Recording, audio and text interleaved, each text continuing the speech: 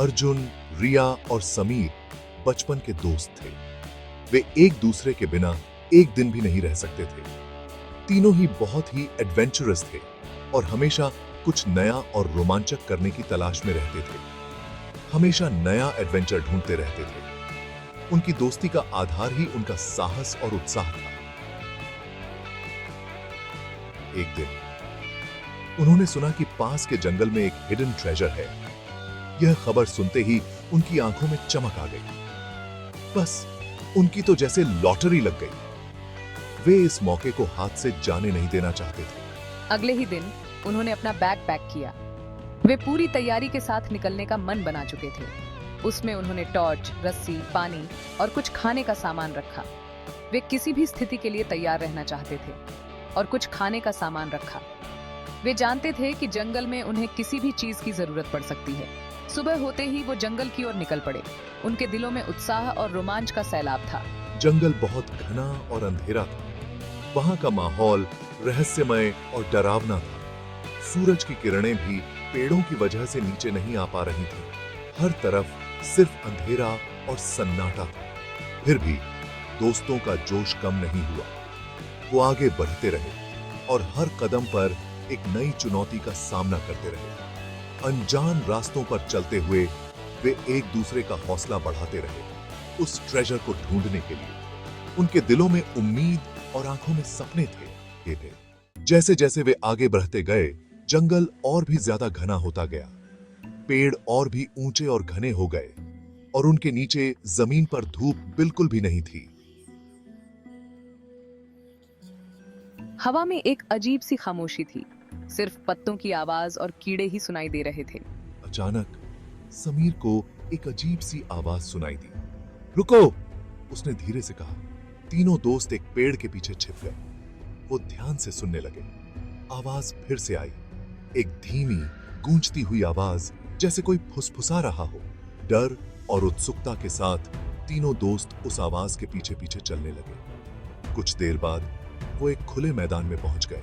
मैदान के बीच में बहुत पुराने और टूटे हुए कब्रिस्तान थे।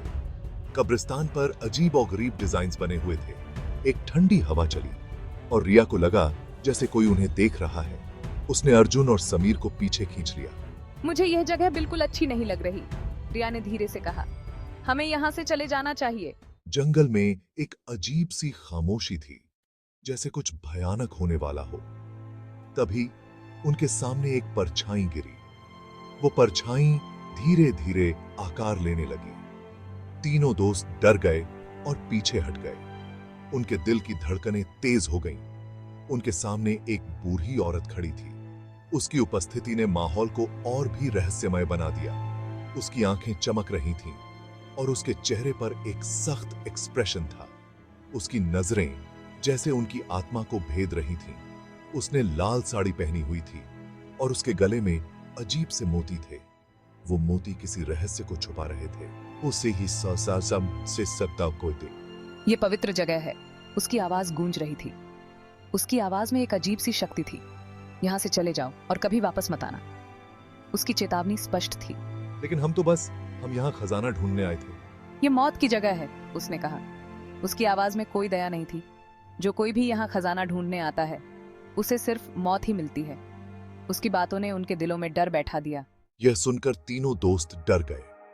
उनके दिल की धड़कनें तेज हो गईं और पसीने की बूंदें उनके माथे पर चमकने लगीं। आप कौन हैं? और आप यहाँ क्या कर रही हैं? मैं इस जंगल की रक्षक हूँ, उसने जवाब दिया। ये जंगल मेरे पूर्वजों की धरोहर है और मैं इस पवित्र जगह की रक्षा करती हूँ। यह जगह बहुत खास है। लेकिन यह जगह पवित्र क्यों है? क्या यहाँ कोई रहस्य छुपा है? क्योंकि यहाँ मेरे पूर्वजों की आत्माएं रहती हैं, उसने कहा।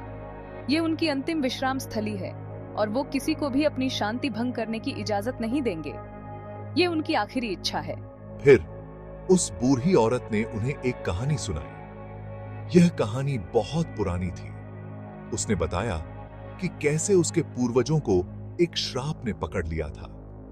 यह श्राप बहुत ही भयानक था और कैसे उनकी आत्माएं तब तक शांति से नहीं रह सकती जब तक कि उस श्राप को कोई तोड़ न दे। यह श्राप पीढ़ियों से चला आ रहा है उस बूढ़ी औरत ने बताया कि वो खुद उस श्राप को तोड़ने की कोशिश कर रही है।